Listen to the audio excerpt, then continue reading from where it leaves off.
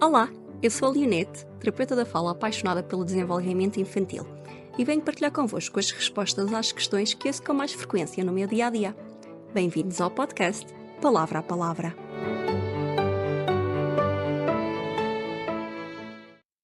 Olá, boa tarde. Como veem, hoje estou sozinha, serei só eu. O Hugo não consegui estar, mas queria trazer aqui mais um episódio sobre um tema que algumas pessoas nos pediram. E hoje vamos falar um bocadinho sobre a memória fonológica. Há uns tempos falamos sobre a consciência fonológica. A consciência fonológica a ser esta capacidade, esta sensibilidade aos sons da fala, a perceber que sons é que eu estou a ouvir, a detecção de padrões entre palavras. Dentro, ou melhor, a par da consciência fonológica, nós vamos ter aqui outras competências que fazem o processamento fonológico. Portanto, o processamento fonológico é composto pela consciência fonológica e duas outras competências. Uma delas a recuperação de códigos fonológicos, que é o mesmo que dizer a capacidade de evocar rapidamente palavras, o nome das coisas que nós estamos a ver, e a outra a memória fonológica. A memória fonológica é uma competência muito importante e, curiosamente, hoje em dia, quando nós pensamos em aprendizagem, hoje em dia caiu por terra um bocadinho a ideia de que o bom aluno é aquele que memoriza, é antes aquele que compreende, que aquilo que nós temos que ser capazes de fazer é compreender a informação, gerir e manipular a informação. E isso não deixando de ser verdade, claro que é importante essa capacidade lógica ou dedutiva, mas a capacidade de memorizar é muito importante também, porque sem ela nós não vamos conseguir manter esta informação em memória tempo suficiente para a processar e então compreender e a manipular, não é? A memória fonológica é isto mesmo, a capacidade de manter em memória, portanto vai ser um tipo de memória de curto prazo ou dependendo do autor, memória de trabalho, que nos permite manter em memória a informação auditiva ouvida para processar, para perceber o que é isto que eu estou a ouvir, o que é que eu faço com esta informação. Esta memória, bem, como eu falei que é em memória de curto prazo, em memória de trabalho, porque existem muitos tipos de memória. Existe a memória a longo prazo, que é a nossa capacidade de recordar coisas que vimos ou ouvimos ou vivemos há muito tempo, não é o até ontem, isso já será uma memória de longo prazo. E a memória de curto prazo. A memória de curto prazo, estamos a falar de segundos, é uma memória que dura apenas alguns segundos, e é o tempo suficiente para eu agarrar esta informação que eu acabei de receber, neste caso auditiva, não é? Porque estamos a falar da memória fonológica, e manipular esta informação, processá-la, pegar nela e perceber para que centros é que eu envio isto para ser processado no meu cérebro. E, portanto, esta memória vai ser fundamental para tudo o que envolve aprendizagem de natureza auditiva, não é? Portanto, aprender novas palavras, compreender a informação oral que me estão a passar, compreender pedidos e instruções desde mais curtas às mais longas, manter toda esta informação que eu havia em memória para a poder compreender, vai ser importante até para a consciência fonológica, é para eu ser capaz de ouvir palavras e manipulá-las e ir à busca dos padrões. Eu vou ter que ter uma capacidade de memória destes sons da fala. Vai ser fundamental depois para aprender a ler e a escrever, e por isso é que nós estamos aqui a falar sobre ela também. Durante muito tempo pensou-se que a memória, esta memória de trabalho, fonológica ou auditiva, que não era possível de se melhorar. É a memória que eu tenho, é o que é. Tenho boa memória, ótimo. Não tenho boa memória. Pronto, azar, não é? Não é algo que se possa melhorar. Estudos mais recentes têm mostrado que que se consegue melhorar esta memória. E é por isso que nós cá estamos. Por isso é que importa falar desta informação, não é? Porque é isso que nós queremos saber. Então, como é que eu posso melhorar esta minha memória fonológica, não, esta minha memória de trabalho, para compreender melhor a informação oral, para processar melhor tudo aquilo que eu tenho que aprender oralmente na escola? podem haver aqui várias coisas que se pode fazer. Eu vou partilhar aqui algumas ideias, algumas coisas que às vezes até faço em sessão. Mas na verdade é uma coisa que se pode melhorar, que se pode melhorar em qualquer momento do dia a dia, ajudar estas crianças a melhorar esta competência e a fazê-la crescer em qualquer atividade do dia a dia. Coisas como então eu preciso que tu vás ao quarto e que me tragas umas meias, uma camisola e umas calças, e tem que ser por esta ordem. E depois fazer isto crescer, já pedimos mais uma coisa. Ou então a lista de compras, estamos no supermercado, então eu preciso que me vás buscar um, um limão e uma maçã, e por esta ordem. Então ajuda-me lá a fazer, a arrumar os brinquedos. Vais arrumar a bola e depois o caminhão. E depois fazer isto crescer. Vais arrumar a bola, depois o caminhão e depois o dinossauro. Vais arrumar a bola, depois o caminhão, depois o dinossauro e depois o livro.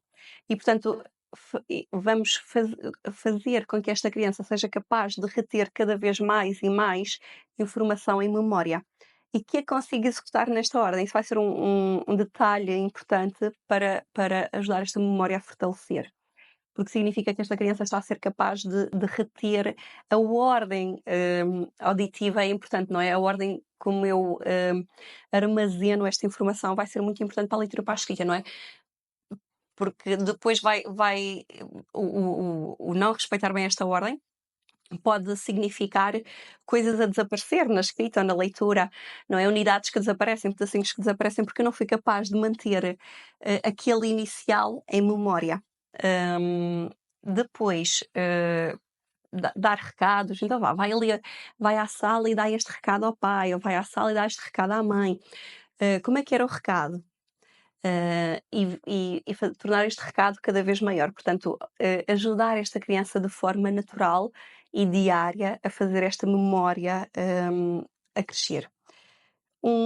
Uma coisa mais complexa para meninos mais crescidos, mas que também vai ajudar a recrutar muito esta competência, porque vai roubar de alguma forma pistas de conhecimento semântico, ou seja, vai-lhes roubar um bocadinho o significado e, portanto, eles têm que se agarrar exclusivamente à memória auditiva, é fazer isto com palavras inventadas e chamar-lhe mesmo, olha, vamos fazer aqui o jogo das palavras malucas.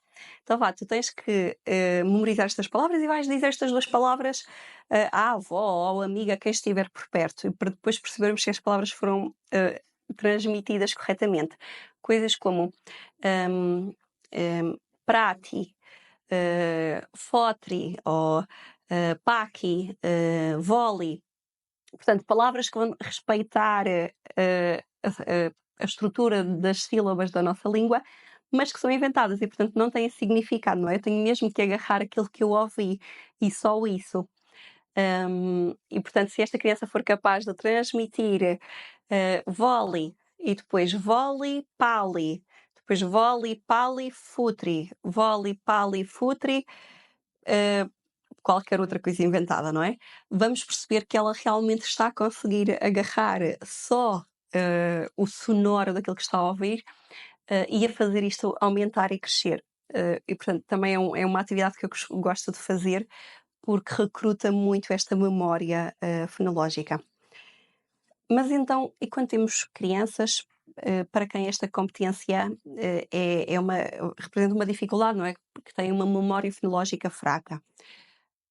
E nós vemos muitas vezes miúdos que o que é que eles a ter dificuldade em manter em memória o início da instrução que ouviram, se a instrução for muito complexa, longa, se tiver aqui várias ideias ligadas, estas crianças a esquecer a primeira parte da informação e, portanto, depois a ficar muito difícil compreender a totalidade daquilo que ouviram. E isto, ou depois a desaparecer algumas coisas na escrita, a desaparecer algumas palavras, a desaparecer algumas sílabas, porque estão a ter alguma dificuldade em manter isto tudo nesta memória de trabalho e, portanto, tempo suficiente para processar e depois manipular e agir em conformidade com esta informação que foi processada. Estas crianças também existem muitas, para quem tem uma fragilidade, e nós também temos que tentar de alguma forma perceber isso, não é? O que é que está a ser difícil para esta criança? Manter esta informação toda em memória ou é mesmo compreender a informação?